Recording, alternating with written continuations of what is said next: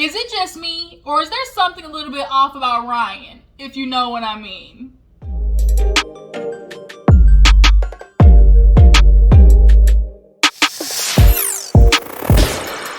What's up, you guys? Your girl G here. Welcome back to my channel. We're going to talk about Married at First Sight, you guys. This is episode 3, if I'm not mistaken. I think this is episode 3.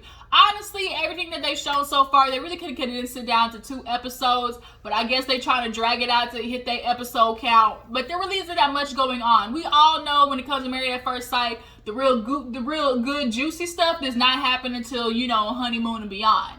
But we're just going to talk about what happened last night. Go ahead and get it over with. There are definitely some red flags with a couple of them. There's a couple of y'all looking a little shaky out there in these streets. Ryan for one, Mirla for another, and Jose for 3. Those 3 are definitely the ones give me like just blatantly red flags. Red is his goddamn shirt. But the shirt is just making the hair pop today, ain't it? Like, it's just giving me a whole like cherry wine, like dark Merlot vibe. It just look good. The shirt is making the hair pop, okay? But I just had to say that because I was looking at myself in the camera. I said, damn, but you look good. But yes, the red flags are obvious, y'all. I'm a little concerned. I'm definitely a little bit concerned. So let's go ahead and break down this episode. If you're new to my channel, I appreciate you for tuning in. Everybody else, y'all know what y'all gotta do. Go ahead and hit that like button. Let me know that you stopped by. Drop down in the comments and tell me how you feel about the episode. Definitely need to go and knock this video out so I can, you know, recoup my energy, take a little, maybe a little bit power nap. Y'all, have y'all ever heard of B12 like energy shots? So now, like, I'm gonna try this one. It's like a B12 like shot. It's supposed to be good for energy. This is pomegranate flavor. I'm gonna try it because I need to get my energy up. Like, I'm anemic. I got low iron and all that type of stuff. My vitamins is low, so I'm just trying to boost up my energy because got a lot of shit to get done today. So let me swallow this real fast.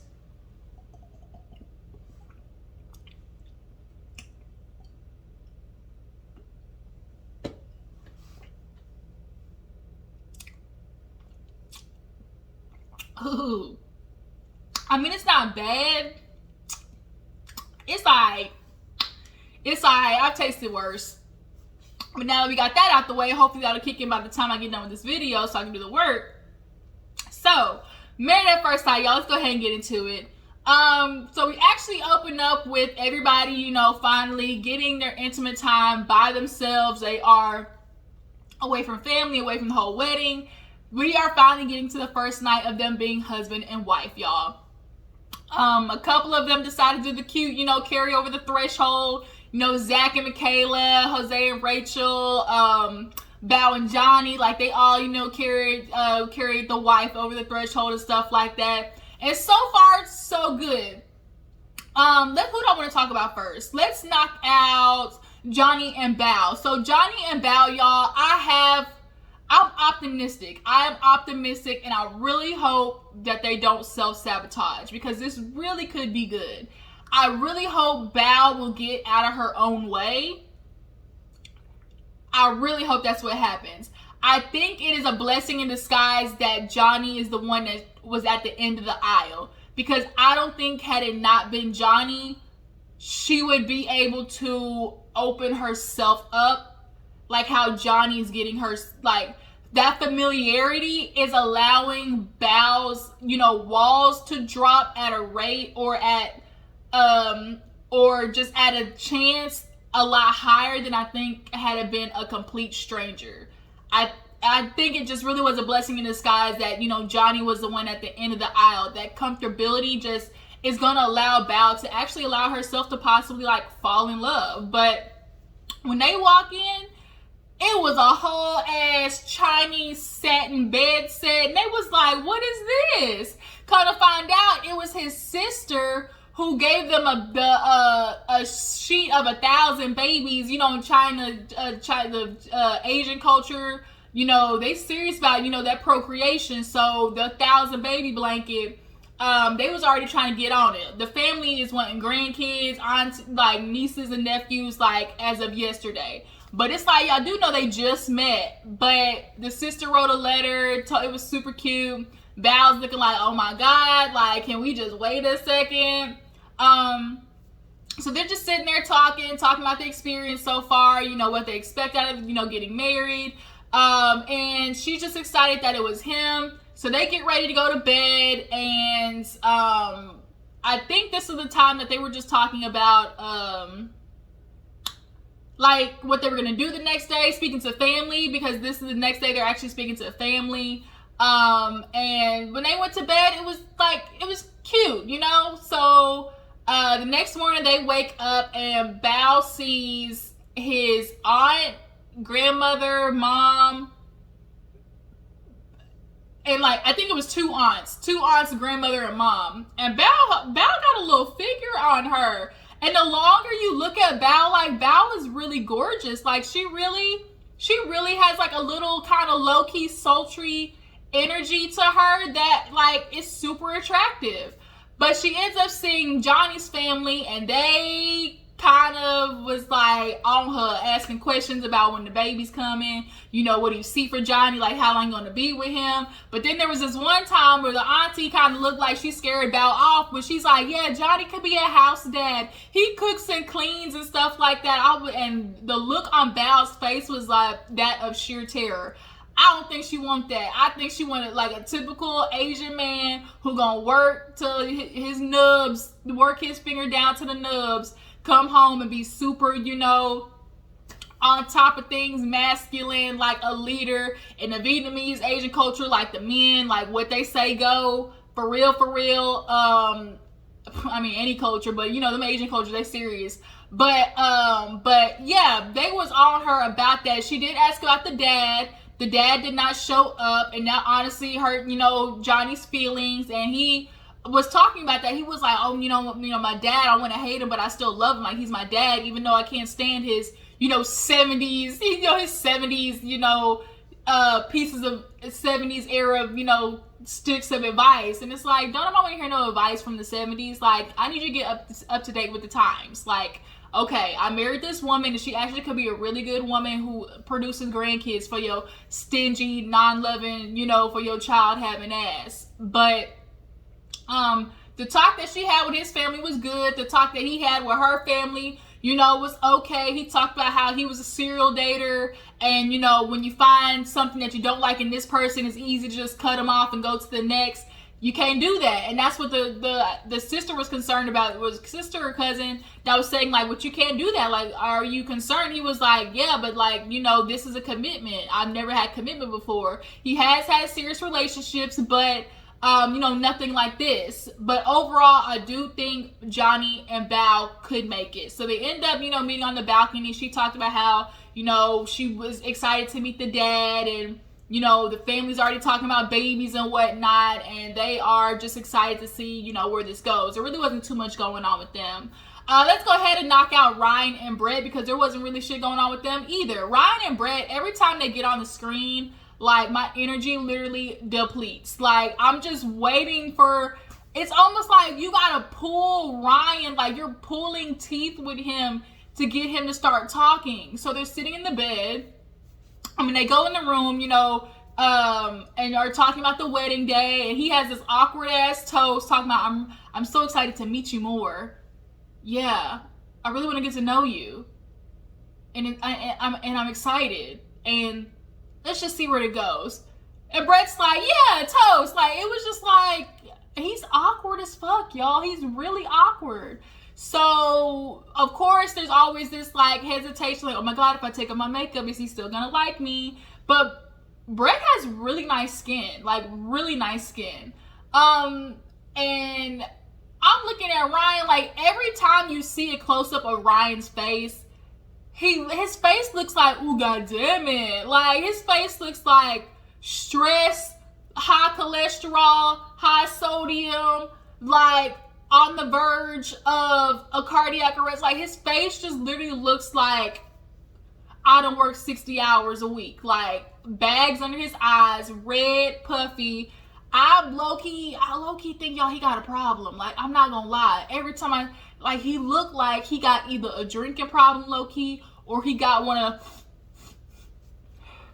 them problems. Them white boys love doing shit like that. If it ain't that, it's definitely, on the prescription side. He might be one of them prescription buddies, prescription pals. That's what I'm gonna call him. He's one of them prescription pals, y'all. I'm a little concerned about him, and he definitely looks like he needs a load of therapy. Like, his face just looks like he needs to be sitting on somebody's couch. But they're sitting in the bed, and like, she's talking to him, and she's like talking, and it's like he's not saying nothing, and you can tell she wants to just get something out of him. She's trying to see where this can go, but if he don't get out of his shell, I think Brett is definitely going to lose interest in trying to give effort. So the next day, she goes to see his family, and she's asking questions like, why do you think, we got matched? And, the friend was like, I don't know. She's like, but you definitely are better than the ones he dated in the past. She's like, the other ones was potatoes. She was like, potatoes? She was like, yeah, they look good, but it was no substance. He definitely was dating for the picture of it, right? Oh, I want to be in a relationship, so I'm just get a girl, be a relationship. But not really like being into the person. And then the friend, through talking with Brett, they're like, you're outgoing, you're bubbly, like maybe you're partnered because you'd be able to pull him out of his shell. He's definitely an introvert. And he's definitely one of those people who's just like gonna sit back. And so you gotta like pull him out of it. So, she's like, I can do that. Like, that's just who I am. And on the juxtaposition, we see him over there talking to her parents. And it's a dry ass conversation. He's like, oh, I like Brett. She's cool. The family's like, okay, are you ready for commitment? Are you ready for marriage? He's like, yeah, this is what I wanted. And then the dad's like, okay, we are looking to pass her on to somebody. This is serious. And he said, I only have an intention of doing this one time. I don't want to get married again. So, I'm committed. And then the mom goes, well, do you have any questions for us? And he goes, none that I can think of. Nigga, you don't know this woman. What do you mean? What do you mean? You don't know this woman. There's plenty of questions like, how was she as a child? What are her favorite activities? What's her, favorite food to eat? If she gets upset, what is any piece of advice that you could give me to help? Like, literally 100 questions should have popped into mind. But they didn't. So now I think the family's definitely, like, her family's definitely looking at him like, we might be a little concerned. So moving on, let's talk about Jose and Rachel. Jose, y'all, I'm really trying to give Jose the benefit of the doubt. I think everybody's questioning Jose. He might be one of them. Hey, girl. Hey. Toodaloo. Hey, girl. Like, you don't want to just, like, you hate being one of them people, but sometimes you just look and just be like, he got some sugar in his tank. Like, he got a little sprinkle. He got a little bit of razzle-dazzle in his tank for sure. But he is in there. He's smiling all giddy and stuff like that. Him and Rachel do have some chemistry. They're kissing with no problem. And they just start talking about, the future, what they want to get out of it. She tells him, like, I just want somebody who will be there for me, a partnership. And, she takes off her dress. They're cuddling. So far, so good. She likes his personality. But then they go meet the parents. And on his side, when he's talking to her family and friends, he's trying to hear about her. And they're like, yeah, she's kind of a little bit messy, because she's, super ambitious. She's going for her master's. So she's not going to be, doing dishes immediately. She doesn't really cook that much. And her friend was like, I can't wait for you to see her car. And it's like, bitch, what you mean by that? Like, what you trying to say? What you trying to say? Why you trying to put your friend Rachel out there like that? Everybody low-key is saying that the friend might be hating a little bit. It's possible. Like, sometimes people subconsciously are, like, throwing daggers out there and don't really realize it.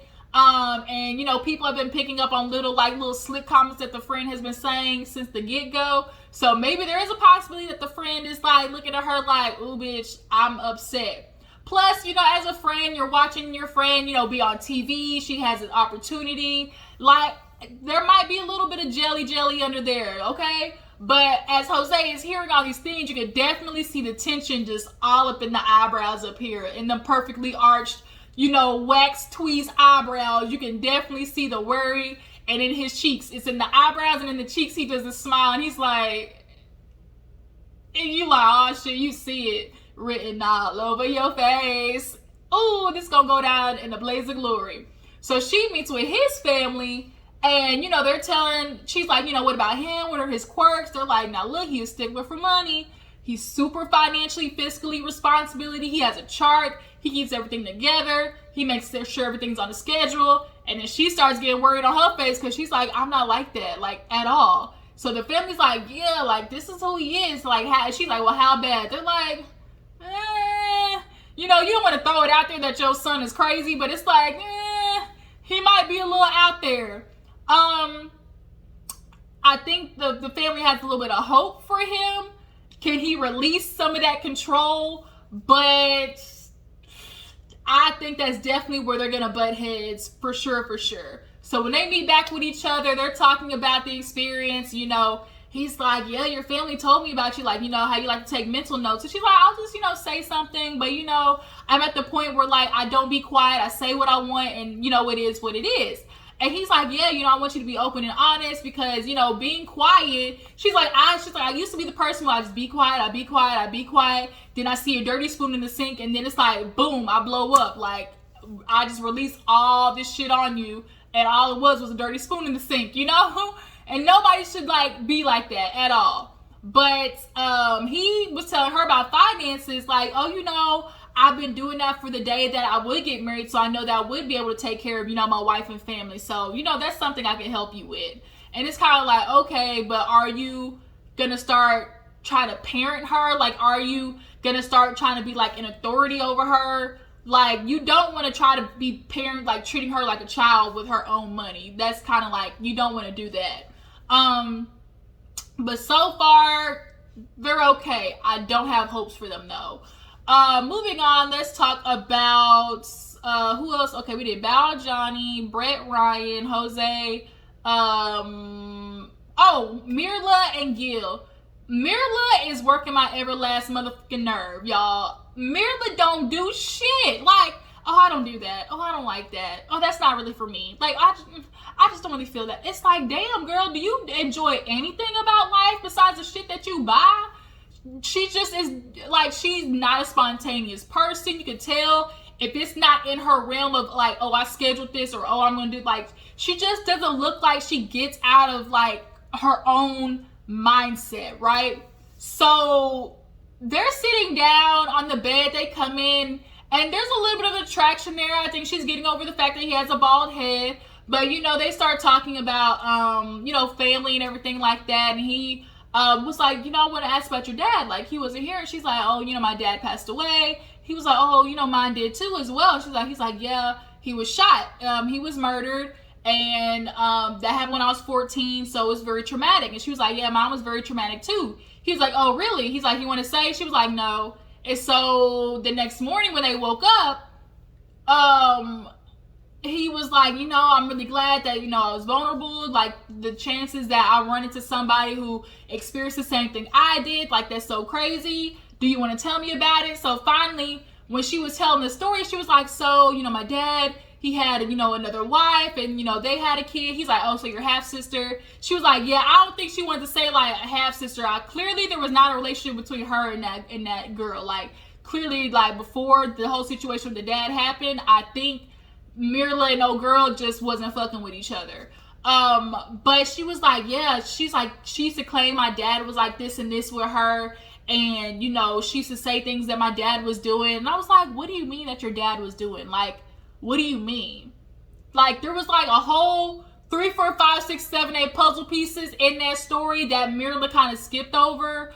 And it's like, what do you mean like your dad was a certain way with her? Like, what do you mean? But she was basically saying like he got set up. The daughter lured him into a home where both her and the boyfriend stabbed him to death, rolled his body up, and disposed of him. So it's kind of like, he like, oh shit, that's some like Lifetime, like that's some Lifetime ID channel first 48 like type shit. And it's like, yeah. So the fact that they both experienced that, that's something that they can be, you know, have a commonality on, like getting over that pain, you know. So she meets, you know, his friends, and she says she's moody. She throws tantrums. You know, she can be a little of a butthead when she doesn't get her way. I think Gil is definitely going to have to get her out of that. And you're going to have to learn to compromise, Mirla. Buy whatever you want, okay? But if your husband asks you to do something, asks you to change your ways, doesn't mean he's trying to change you. Like, people have to understand, oh, I'm not changing this because you're trying to change who I am. Nobody's trying to change who you are, who in the aspects of like what you are doing before a relationship. But you do have to understand, when you get in a relationship with somebody else, you have to think about them. And I think Mirla is going to have a hard time realizing everything can't go your way. It can't.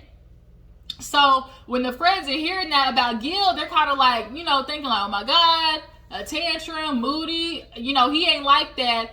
He's very passionate, you know. So she's excited about that. So then Gil meets her, you know, friends. And the dude is like, well, you know, she's good. Like, she don't need a man, but she just wants. And that's kind of a hard balance for men who are with independent women. Like, I don't need you, but I do want you to want to be around to do stuff. Not that I need you to do stuff, but you should want to do it for me, right? And so he understands that, and he's cool. And the friends are just like, you know, you're gonna be in for some shit with Mirla, because basically she gonna do what she want to do. She gonna buy what she want to buy. It's her lifestyle. But he's saying that he ain't motivated by money. Now I get what he was trying. I think I get what he was trying to say when he like basically, if he's somebody like you're not gonna get me to get out of bed if I don't want to do it just because I make a lot of money, or you're not going to convince me that like something that I'm not passionate about because it pays well.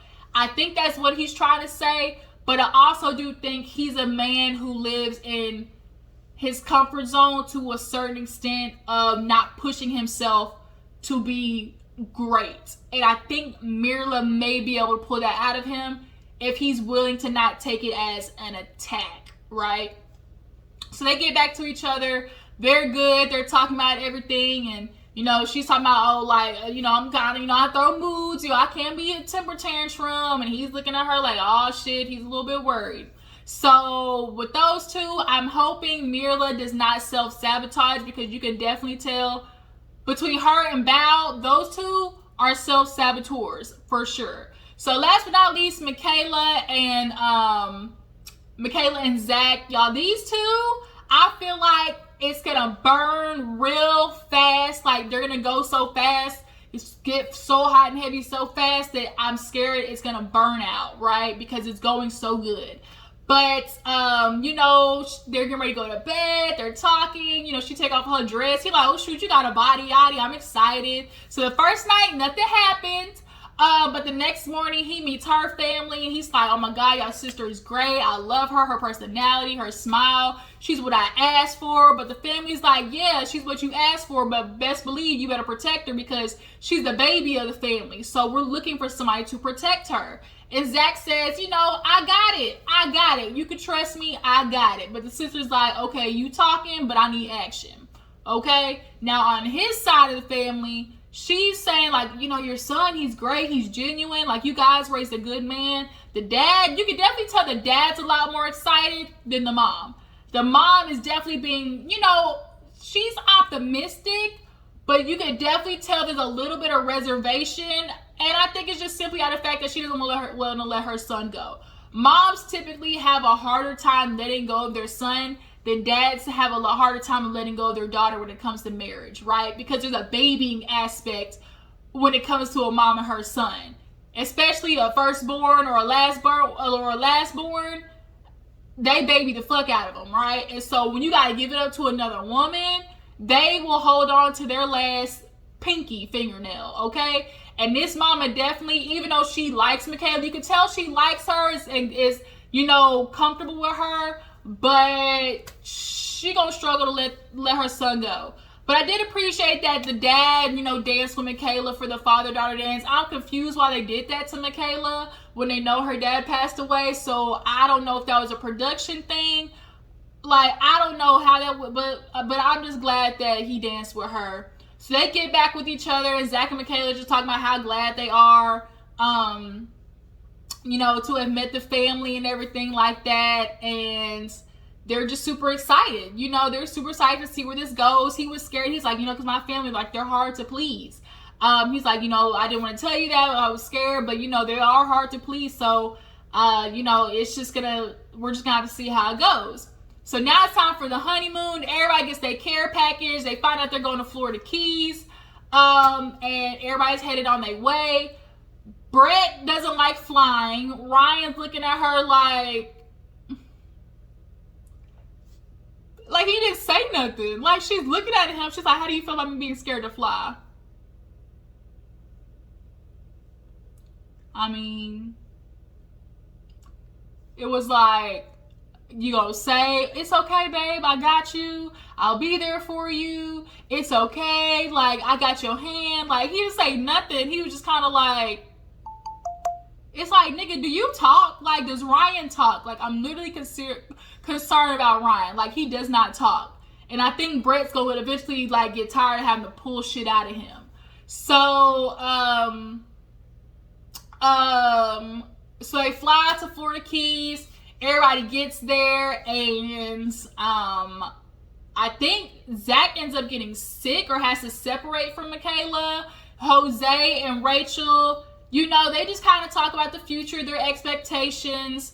Brett and Ryan are cool. And Johnny and Bao, we end with Johnny and Bao just basically talking about, her comfortability, with sex, with affection, because Johnny's affectionate, but he can definitely get vibes from Bao that she's just like still a little bit hesitant. I think Bao, her affection is immediately like a vulnerability. Most people having an affection doesn't show vulnerability. Like, they can be affectionate without being vulnerable, but for Bao, affection is vulnerability, right?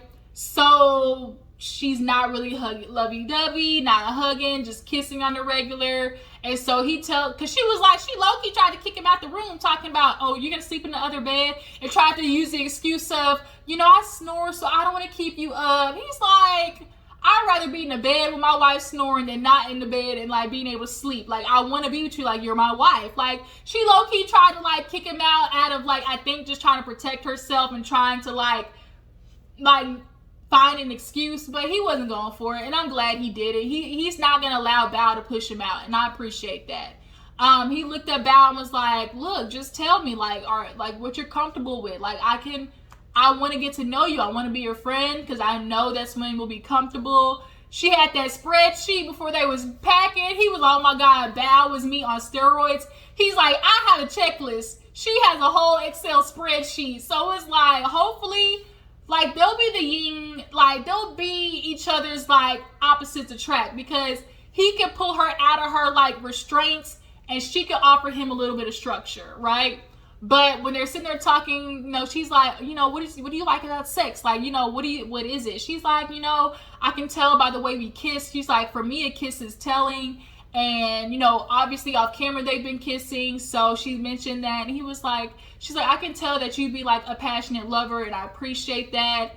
And, it's not that I don't think about sex. She thinking about it all right, because Johnny he was that nigga back in the day. Okay. He was that dude. They even went through their phone text messages and was showing that, they previously texted each other and were, like, supposed to go out on a date, but then it, like, never happened. So, yeah, there definitely is a vibe between them. I think they're probably not going to have sex till a couple of weeks in, probably. But you know who already did have sex? Zach and Michaela. They got that somebody rocking, knocking them boots. Hey, boom, boom.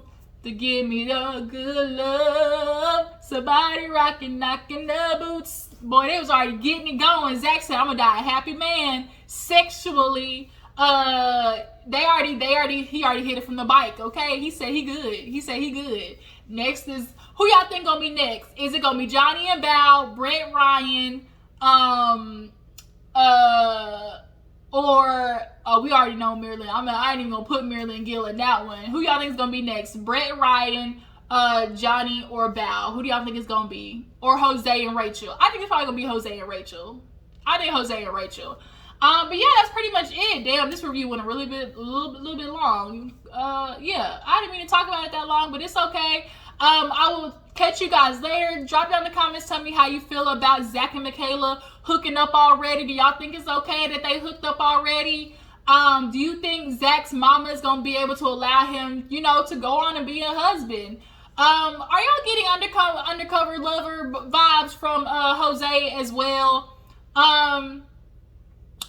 And do y'all think Ryan got a problem? Like, I can't be the only one tripping. Like, y'all think Ryan got a problem? Like, a problem? Y'all know what I'm trying to say? He got a problem? You know what I'm trying to say? He got a problem? Y'all think he got a problem? That's what I'm trying to say. I will catch you guys later. I appreciate you for tuning in. Like, subscribe, tag, post, share, all that good stuff. And I will catch you later. Deuces.